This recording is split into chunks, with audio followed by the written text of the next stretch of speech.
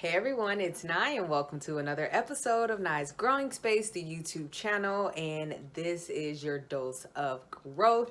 Thank you so much for tuning in, and my mission is to share my growth journey in hopes to inspire you on your journey. So today's topic is communicating the uncomfortable truths. So we've all been there.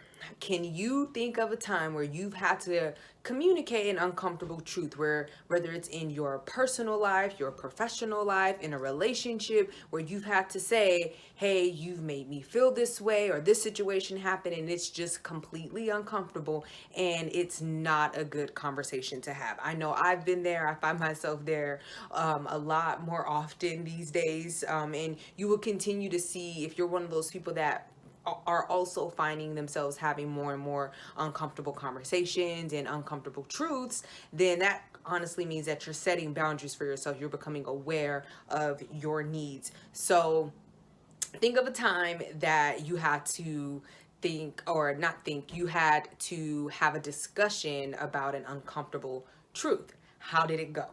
Was it good? Did the person understand you, or was the person defensive and they just wasn't trying to hear anything you were saying? So think back to that. I know for me, I have had, both. There's been ups and downs. It depends on the mood, it depends on the topic, it depends on a lot of things, based off of the other person's reaction.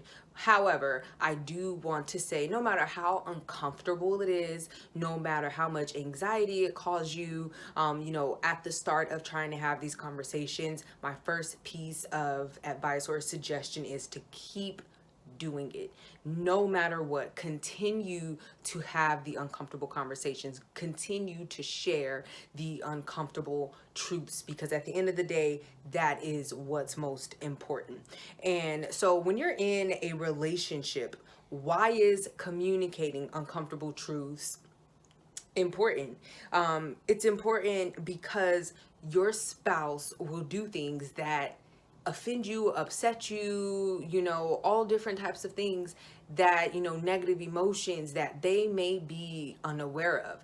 And however, as you know, we think that when we're in a relationship, our significant other can read our minds. They cannot read our minds. And so if we don't open up and we don't say, hey, when you did this, it made me feel this way, or when you did this, it made me feel this way. And sometimes it's not that the person doesn't care, it's not that the person had a malice intent, it's just that they were unaware. And without you communicating this uncomfortable truth, then you're unable to get down to the bottom of it. We allow ourselves and our minds to overthink everything and say, yep, they knew, because when these situations happened, they knew this. And we could always, in our own minds, justify how they knew what they were doing and how it affected us. But a lot of the times that may not be the case. So when you open up and when you have a conversation about those uncomfortable truths, you bring attention to what matters to you. Again, if you don't open up your mouth and you don't communicate what it is that you need,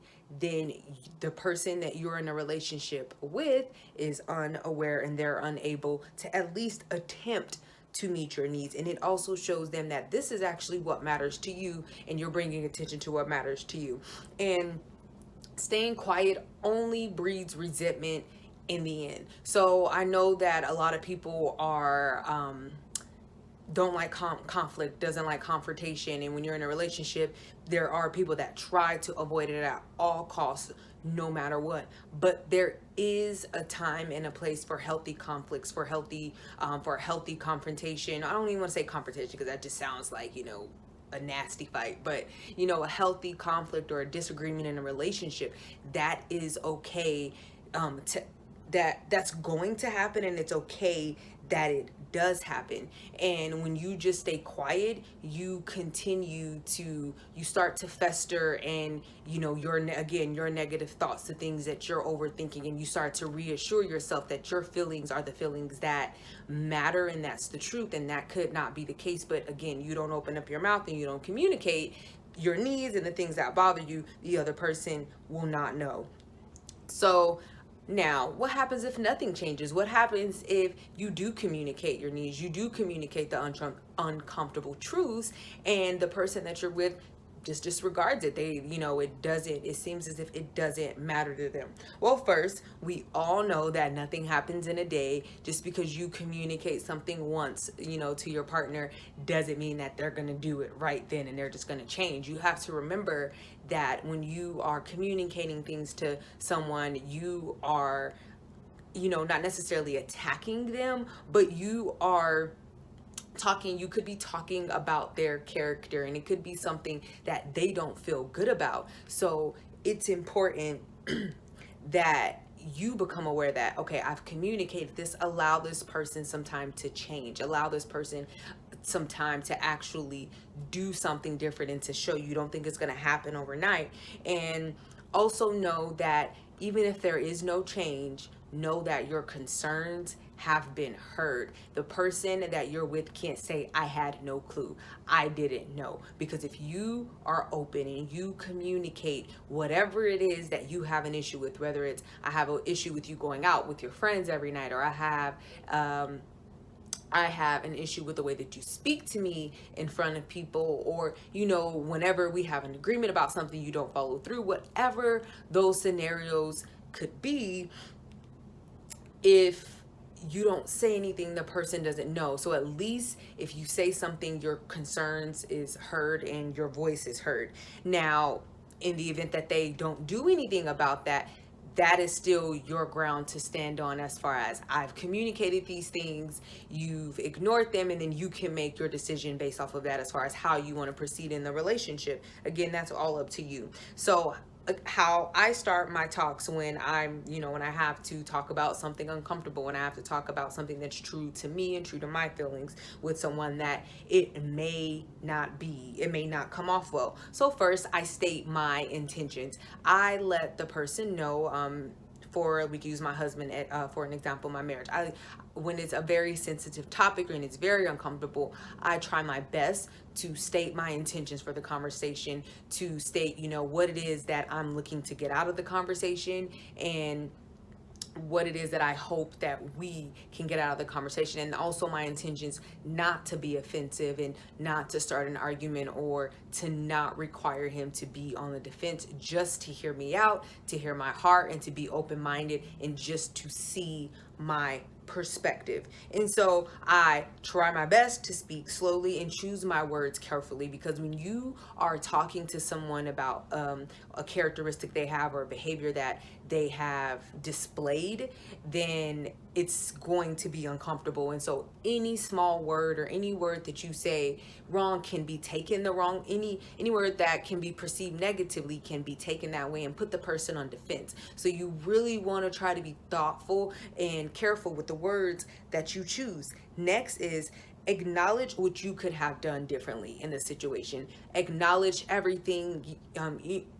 Acknowledge what you could have done differently in the situation, and acknowledge the things and acknowledge that you could be wrong. Acknowledge that you could have taken things the wrong. You could have perceived something incorrectly. So letting the person know that, hey, I may be wrong here. Hey, I could have taken this the complete opposite way, allows them to put their guard down versus bringing their guard up, when you're just blaming them and pointing the fingers at them and telling them what it is that they did wrong.